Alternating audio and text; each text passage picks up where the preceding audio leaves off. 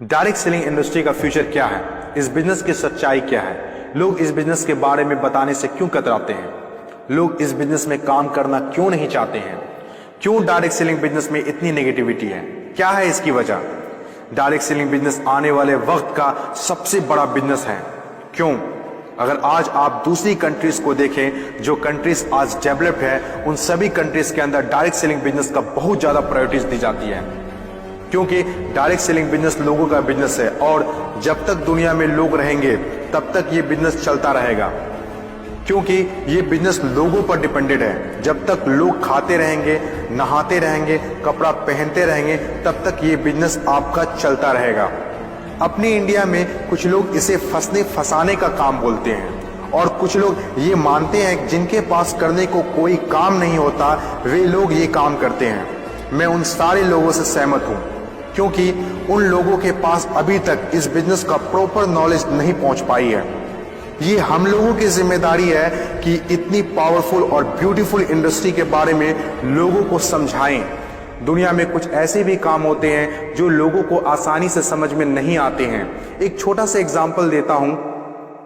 हम लोग दिन भर फेसबुक, व्हाट्सएप और यूट्यूब कितना यूज करते हैं और इसके लिए आपसे एक भी पैसा नहीं लिया जाता है। तो जरा सोचिए उनकी कमाई कैसे होती होगी, जबकि फेसबुक दुनिया के टॉप 10 बिजनेस में आता है कमाई के मामले में। कुछ लोग सोचते हैं अगर फेसबुक जब हमसे पैसा नहीं लेता है तो कमाता कैसे होगा। कुछ लोग सोचते हैं पता नहीं कमाता भी होगा कि नहीं। कुछ लोग कहते हैं जो डाटा हम लोग यूज करते हैं उससे कमाता है। डाटा का पैसा सिम वाले को जाता है, जिसका सिम हम लोग यूज करते हैं, चाहे वो एयरटेल हो या जियो हो। ना तो जानते हैं और ना ही जानना चाहते हैं कि कमाई आखिर कैसे होती है। दोस्तों, सबसे पहले आपके लिए ये जानना जरूरी है कि कोई भी इंडस्ट्री कैसे चलती है और कैसे बनती है। किसी भी नई इंडस्ट्री को चलने के लिए 4 फेज से गुजरना होता है। पहला जो फेज होता है वो होता है नेगेटिव फेज, और आज direct selling industry negative phase में है। ये फेज हर नई इंडस्ट्री को झेलना ही पड़ता है। जब भी मार्केट में नया बिजनेस आता है तो लोग पहले उसे ठीक से समझ नहीं पाते हैं और अनदेखा कर देते हैं। जैसे बैंकिंग सेक्टर के साथ हुआ, इंश्योरेंस सेक्टर के साथ हुआ, टेलीकॉम इंडस्ट्री के साथ हुआ।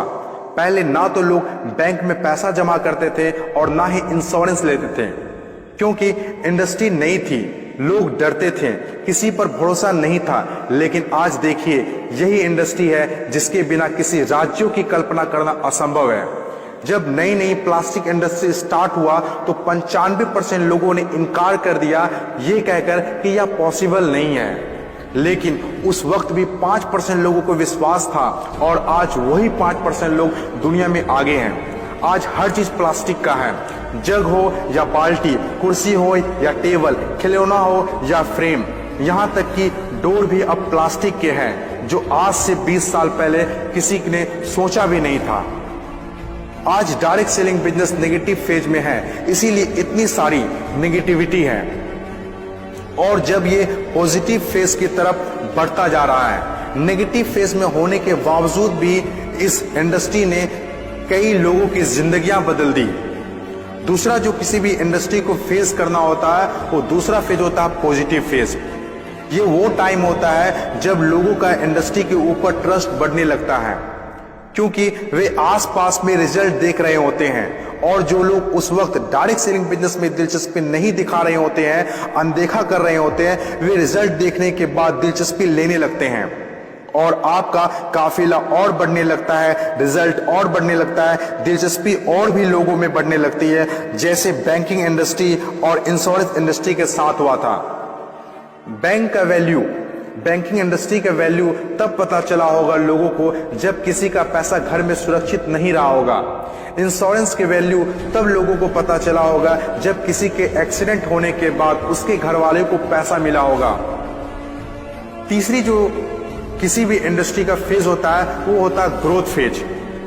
जब एक बार लोगों को इंडस्ट्री पर भरोसा होने लगता है तो उनकी ग्रोथ बहुत तेजी से होने लगती है, क्योंकि ऐसे फेज में लोगों को ज्यादा समझाने की जरूरत नहीं होती है। और जब तक कोई कंपनी ग्रोथ फेज में नहीं आती है तब तक लोग उसके साथ जुड़ना पसंद नहीं करते हैं और जैसे कंपनी ग्रोथ फेज में एंटर करती है तो लोग उसके साथ ऑटोमेटिक जुड़ना और काम करना स्टार्ट कर देते हैं। चौथी और आखिरी फेज, हर इंडस्ट्री को इससे गुजरना ही होता है, कंपटीशन फेज। हर एक इंडस्ट्री के अंदर एक वक्त ऐसा आता है जब कंपटीशन बढ़ने लगता है। इंडस्ट्री और कंपनीज की ग्रोथ को देखकर ज्यादातर लोग कंपनी के साथ जुड़ना और काम करना शुरू कर देते हैं। ज्यादातर लोग ज्यादा प्रॉफिट के चक्कर में कंपटीशन होने लगता है, फिर चाहे कोई सेक्टर हो, बैंकिंग सेक्टर हो, टेलीकॉम सेक्टर हो या ऑनलाइन शॉपिंग हो। आज के टाइम पर हर सेक्टर में हाई लेवल कंपटीशन है। ये टाइम हम सब के लिए बेस्ट टाइम है, इस इंडस्ट्री को जानने के लिए, समझने के लिए और इसे करने के लिए। According to FICCI, direct selling industry का मार्केट साइज 6000 करोड़ आंका गया है। आज तक जितना हुआ है उसको देखते हुए फिक्की ने डिक्लेयर किया है कि डायरेक्ट सेलिंग बिजनेस 2020 से 25 तक 645 अरब तक की हो जाएगी। आपको इस बात को जानना बहुत जरूरी है कि अमेरिका, ऑस्ट्रेलिया, चीन, जापान, कोरिया और सिंगापुर जैसे बहुत बड़ी बड़ी डेवलप कंट्रीज ने डायरेक्ट सेलिंग बिजनेस को बहुत हद तक अपना लिया है और वहां के सिटीजन भी बहुत जागरूक हैं। बदलाव के बिना तरक्की नहीं की जा सकती है और जो लोग अपने सोचने का तरीका नहीं बदल पाते हैं वे लोग अपनी जिंदगी में कुछ भी नहीं बदल पाते हैं।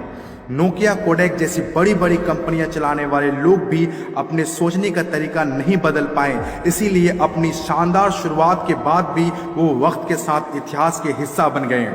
इन तमाम बातों से मैं एक बात बताना चाहता हूं, बदलाव ही प्रकृति का नियम है। बदलना तो तय है, जो वक्त से पहले बदल गया उनकी जिंदगी बदल गई और जिसे वक्त ने बदल दिया उनकी भी जिंदगी बदल गई। फर्क साफ है, अगर वक्त के साथ बदल गए तो ठीक, वरना वक्त ने बदला तो बहुत तकलीफ होगी।